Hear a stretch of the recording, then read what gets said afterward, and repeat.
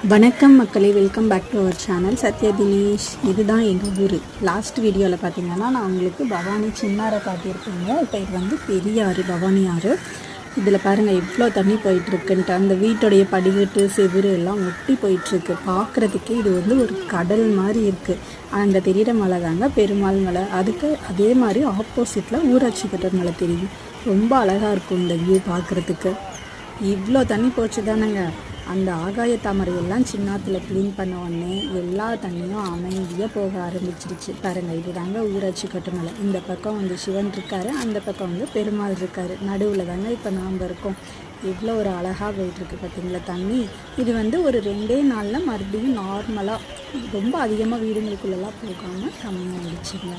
அதனால் யாருக்கும் எந்த பிரச்சனையும் பாதிப்பும் இல்லை.